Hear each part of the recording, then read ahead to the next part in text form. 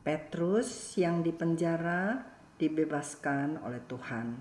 Selamat bertemu kembali saudara-saudara dalam renungan hari ini yang diambil dari Kisah Rasul-Rasul 12 ayat 5 sampai 10. Demikianlah Petrus ditahan di dalam penjara, tetapi jemaat dengan tekun mendoakannya kepada Allah.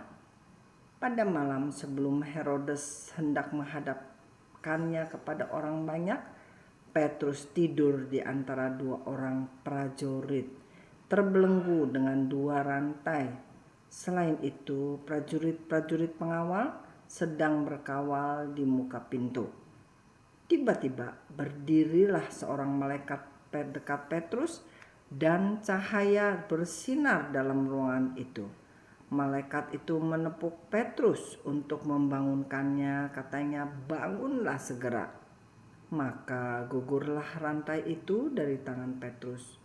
Lalu kata malaikat itu kepadanya, "Ikatlah pinggangmu dan kenakanlah sepatumu."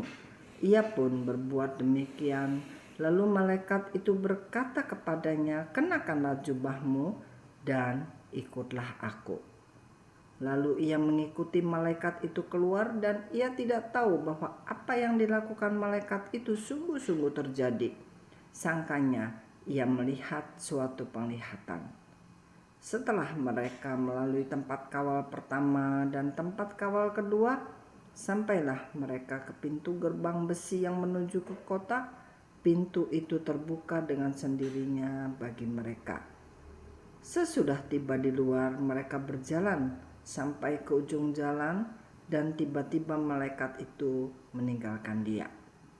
Saudara-saudara, keadaan waktu itu Petrus dipenjara, seperti keadaan kita yang sedang dipenjara karena peraturan-peraturan, karena problem-problem, karena kesukaran-kesukaran, karena dosa dan kesalahan kita. Lalu, apa yang kita bisa lakukan untuk membebaskan diri? Dua, jemaat berdoa kepada Allah.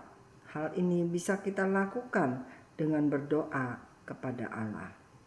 3. Lalu Tuhan menyuruh malaikatnya datang membangunkan Petrus dan membuat pengawal-pengawal tidak sadar bahwa ada Petrus sedang dijaga mereka dengan ketat, dan malaikat itu berhasil membebaskannya.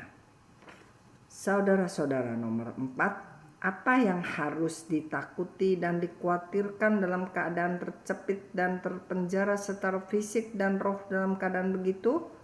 Tuhan memegang kendali. Dia akan membebaskan kita.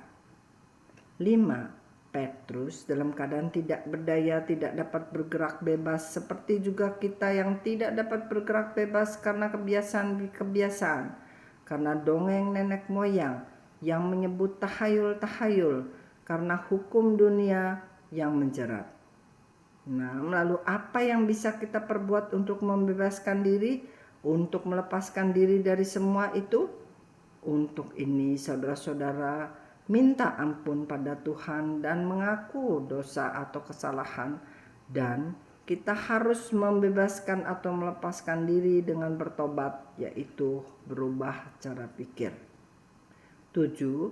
Semua yang tertulis di Alkitab adalah kebenaran, dan kebenaran itu yang akan membebaskan saudara-saudara, seperti tertulis di Lukas 4 ayat 19, untuk memberitakan pembebasan kepada orang-orang tawanan dan penglihatan bagi orang-orang buta, untuk membebaskan orang-orang yang tertindas, untuk memberitakan tahun rahmat Tuhan telah datang.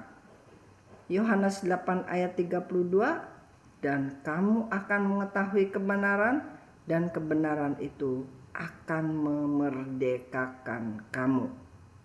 Saudara, jadi saudara harus mengetahui kebenaran dan mengakui bahwa itulah kebenarannya, dan saudara akan bebas dari belenggu yang menjerat selama hidup. Demikianlah renungan hari ini, saudara. Sampai bertemu di lain kesempatan. Shalom.